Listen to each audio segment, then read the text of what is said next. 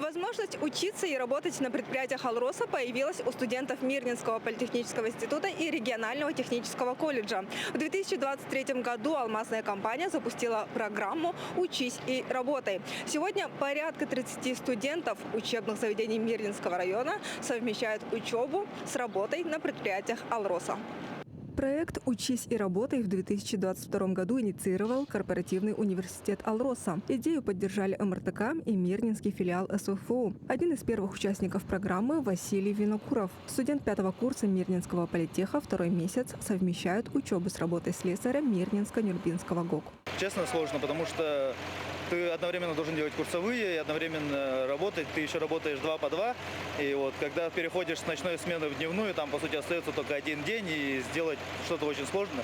Благо у нас понимающие преподаватели. Попасть в программу непросто. Нужно пройти 2 отборочных этапа. Сначала деканат учебного заведения отбирает лучших, после будущие сотрудники проходят собеседование в «Алроса». Участники «Учись и работай» переходят на индивидуальную форму обучения и становятся частью многотысячного коллектива алмазной компании. Они официально трудоустраиваются в компании, уже являются нашими молодыми специалистами и по окончании обучения продолжат трудоустройство на тех предприятиях, на которые были приняты на работу.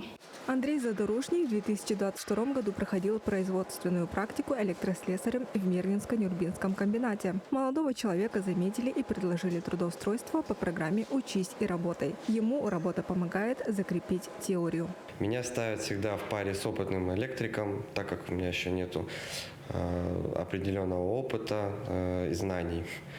Мы выезжаем на разные объекты, где я помогаю выполнять какие-то незначительные работы, помогать своему электрику, с которым меня в паре поставили. Сегодня в программе 22 студента регионального технического колледжа. После получения диплома большинство планирует работать в «Алроса».